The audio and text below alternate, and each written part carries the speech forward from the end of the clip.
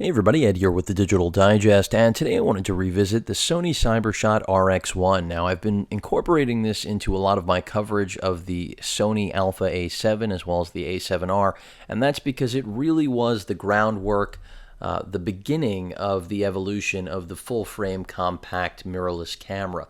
You're looking at a $2,800 camera at retail since its launch, and it's still held its price firm.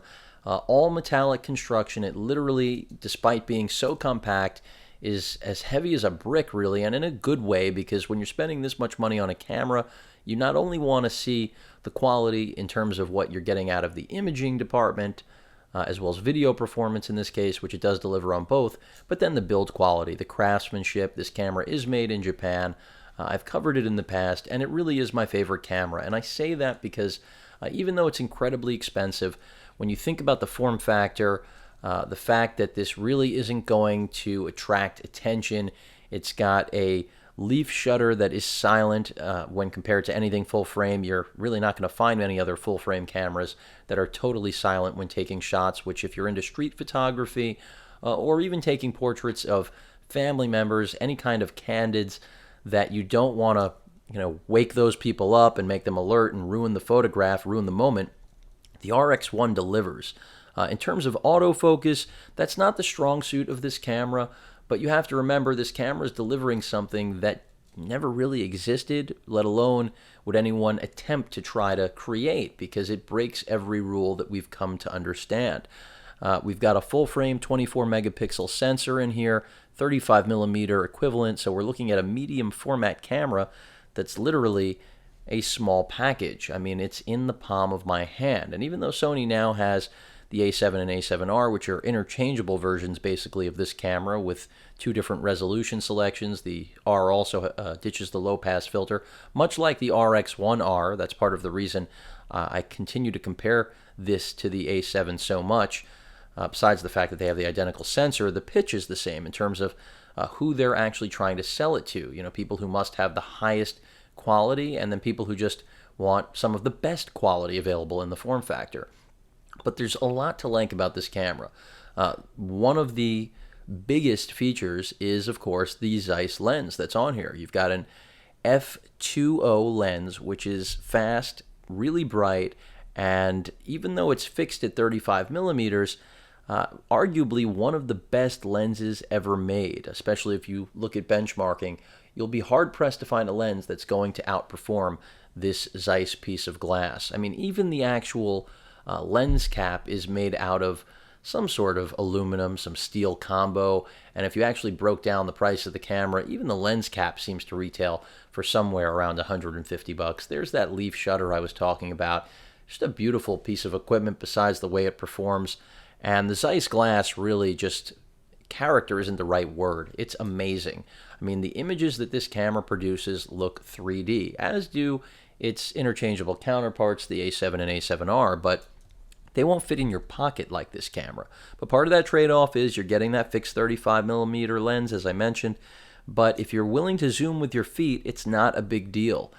You've also got the ability to switch in and out of macro mode here, which is a great thing, something you're not going to find on a lot of other cameras, and really is not necessarily an expected or a feature that many people point out. I've even in previous videos neglected to point it out, but it is a noteworthy feature at that. Also, the ability to change your aperture instantly, proving that even though this camera is meant for just about anybody, pros will feel at home having quick access to things that generally might require menu diving or customization of things like this thumb dial right here. No finger dial like the interchangeable lens versions of this camera, but exposure compensation is there, your mode dial, you've got a hot shoe that'll allow you to use an external microphone, an electronic EVF, which does rival the best across every manufacturer in my opinion, and it does actually articulate, which means that instead of being fixed like on most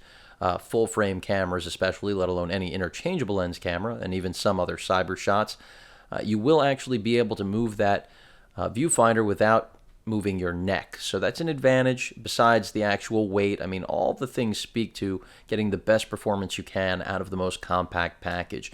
Flash performance is solid.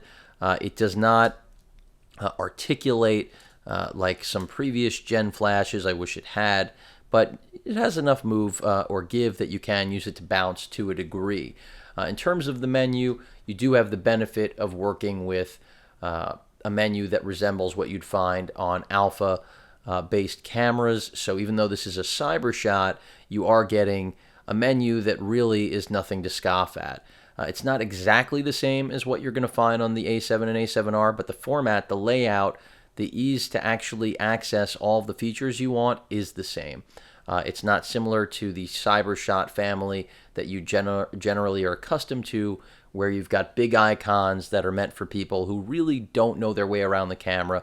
And while those are supposed to represent simple ways to get to what you need, they often are far more convoluted than the menu we're looking at here.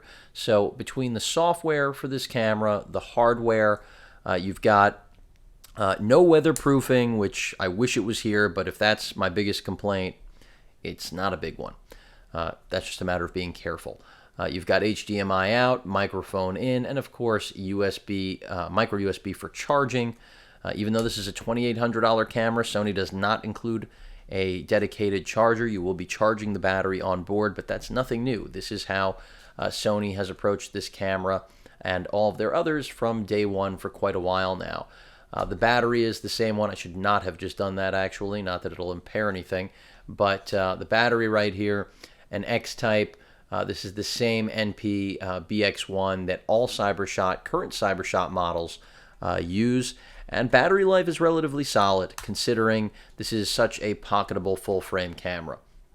And even though I said I shouldn't have done that, nothing happened, but some Sony cameras in the past have been temperamental about battery pulls like that. So I don't recommend that, even though it doesn't seem like I destroyed or bricked this camera in the process. In terms of customizable buttons, you can see we've got a customizable button right there above the exposure compensation dial, and that's pretty much it. So they've really tried to give you as much customization as you could possibly need, but this isn't going to approach something in the alpha lineup, and that's really clear. Your autofocus selection type right here, whether you want to go to manual, and just, again, really quick access to everything, even the click here on the aperture dial, which you're probably not picking up, and this is incorporated into the RX10 as well. And I hope to actually be demoing that for you and sharing a review on the RX10 as well, because I think it's another game changer. Sony really has been getting things right when it comes to listening to consumers in order to find out exactly what they should be making, something very few companies do these days, let alone in the camera business. So even though this may be looked at as a luxury toy for people who just have too much money to spend, you have to realize if you're purchasing something like this with the intent of keeping it for 5 years, maybe even longer, it's not as expensive as you might think, especially considering it actually will live that long and will be competent for quite a while just because of the full frame capability. And again, best in class Carl Zeiss glass. This pairing built for one another.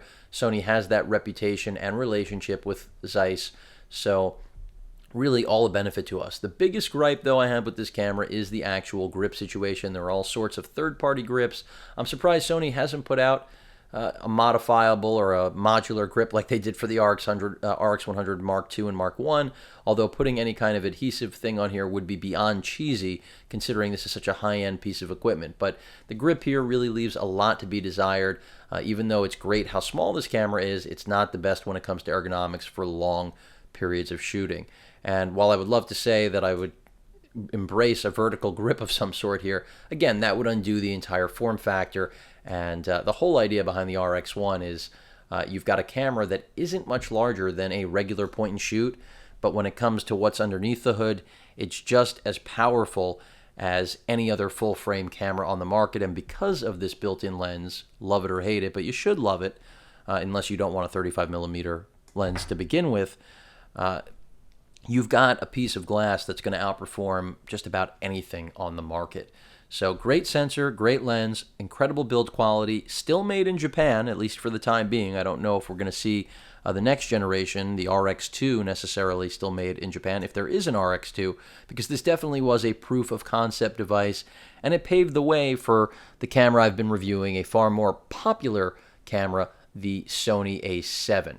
And the good thing about the groundwork is that it's right for a lot of people that the A7 and A7 are not correct for. So whether you go with the RX1 or the RX1R, which does not have the low-pass filter, the same approach as the A7R, I think you'll be incredibly pleased. Yes, it's very expensive. If you get an optical viewfinder, expensive. Electronic, $450. The microphone is $140. Flashes all over in terms of price ranges with that. If you want to get the lens hood, Sony, I believe, charges $200 for that. The actual leather case that I've unboxed and covered, the fit case, which unfortunately isn't as intelligently designed as I would desire, $250. So this camera is extraordinarily expensive, arguably more so than even the A7. And that's taking into account the value of the lens. But either way, I still think the RX1 delivers a lot more attention than it gets. It's known as just an overpriced luxury toy, but the reality is that it is one of the best, if not still the best camera in its form factor ever made. And when it comes to actually changing the way we look at photography and video capability, the RX1 accomplishes that, much like a long line of Sony products in their DI business over the last several years, where they've started to really change the entire landscape of what photographic quality comes out of such small form factors like the RX1 and the NEX bodies, and now the Alpha A7 and A7R. Any questions or comments about what right now is still my favorite camera, despite really enjoying the A7 and soon hopefully the A7R, please feel free to post them. And as usual, please feel free to subscribe. Later.